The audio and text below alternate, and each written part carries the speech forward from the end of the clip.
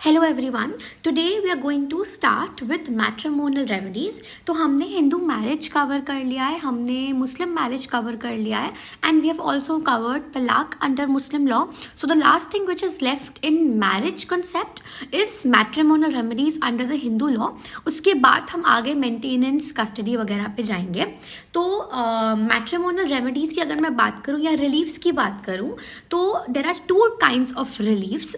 One is substantive and the other is ancillary in nature।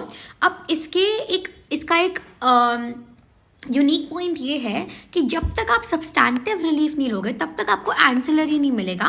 So that means ancillary relief लेने के लिए आपको पहले इन तीनों में से कुछ लेना पड़ेगा। So which is either there are three kinds, RCR, judicial separation and divorce.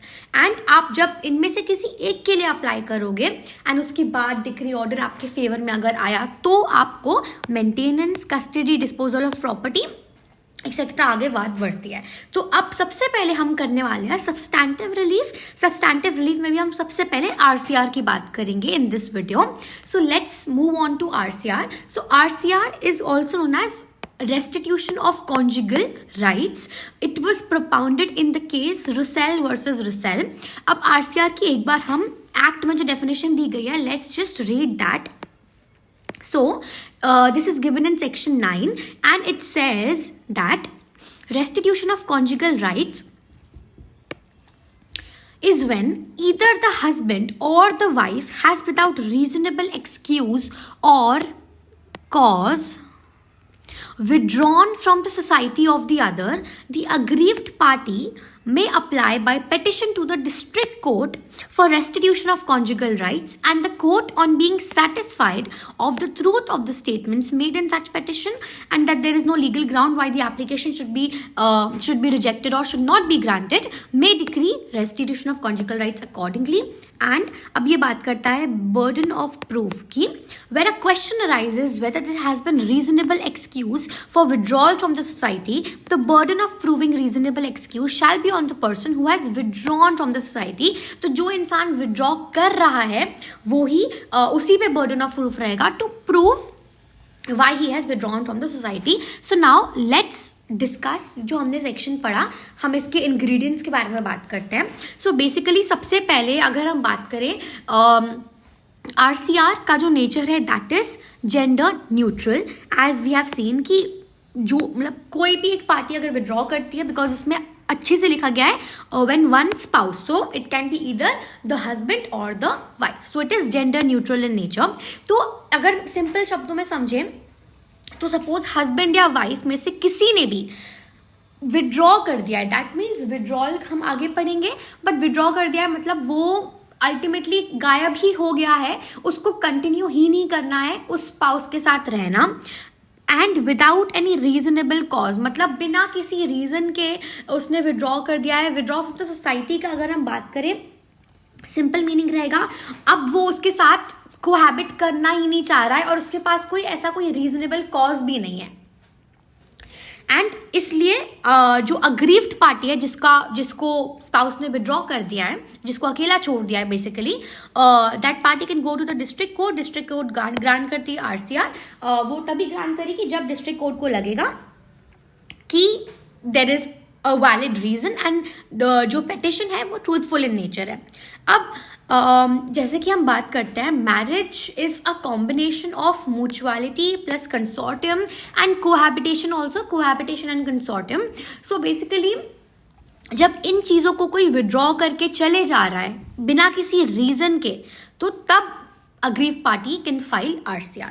अब ऑब्जेक्टिव क्या है RCR का? दी ऑब्जेक्टिव, मेन ऑब्जेक्टिव है कि RCR फाइल करेगा, जो पर्सन ने विड्रॉ किया है कोर्ट उसको बुलाएगा कि please come and get the test of the marriage, because person ने तो विड्रॉ कर दिया है, उसको पता ही नहीं है कि मैरिज में एक साथ कैसे रहा जाता है। तो RCR ग्रांट किया जाएगा एंड कोर्ट बोलेगा कि please bring both near and resolve your conflicts, या कोई भी जो आपके बीच में प्रॉब्लम्स चल रही हैं आप उसको रिजॉल्व करो। You can not just move out of marriage without any reasonable cause, at least get the taste of marriage by living together for some time. Right. So RCR का मेन ऑब्जेक्टिव ये है।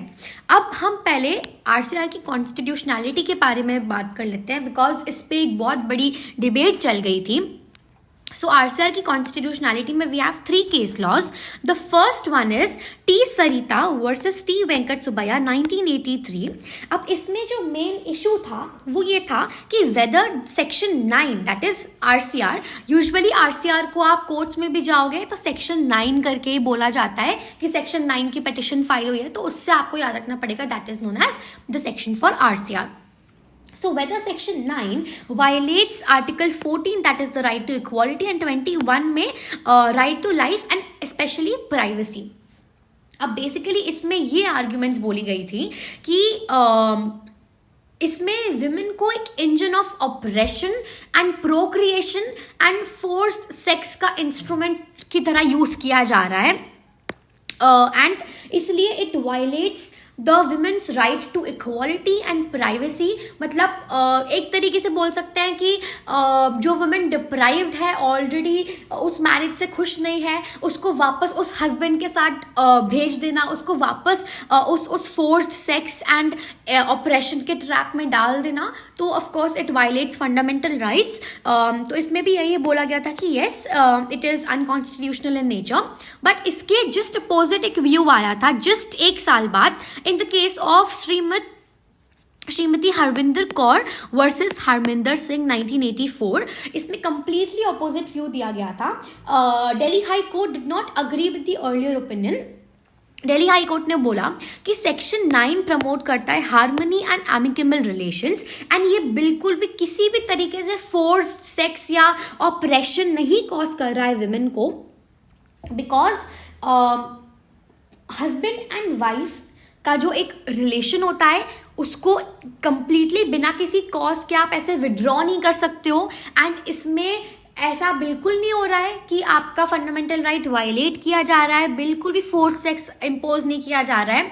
This is just done to let the spouse who has withdrawn from the society to get the taste of marriage and understand his or her responsibility towards the other.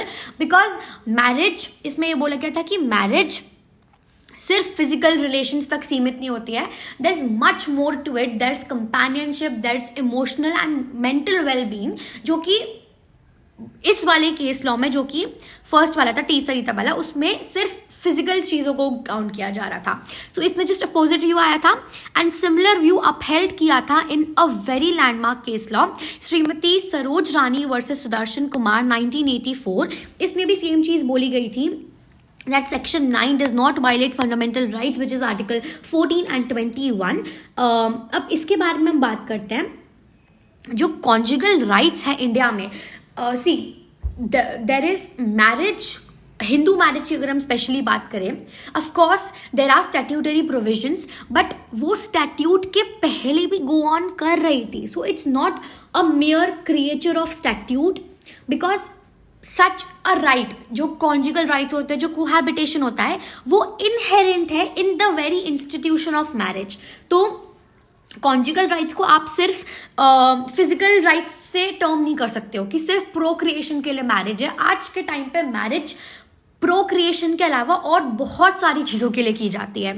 And इसमें एक और चीज़ बोली गई थी कि जब आप फैमिली लॉ में कॉन्स्टिट्यूशनल लॉ को जोड़ देते हो तो it's like a bull entering into a china shop. So basically bull is very heavy and powerful in nature, and china shop में जो सामान होता है they are very delicate in nature. So it's like a saying कि दोनों को mix करना एक अलग बात हो जाएगी. सो ओवरऑल ये अपहेल किया गया था कि सेक्शन 9 कॉन्स्टिट्यूशनल है बिल्कुल, ये बिल्कुल भी वायलेट नहीं करता है किसी भी फंडामेंटल राइट को.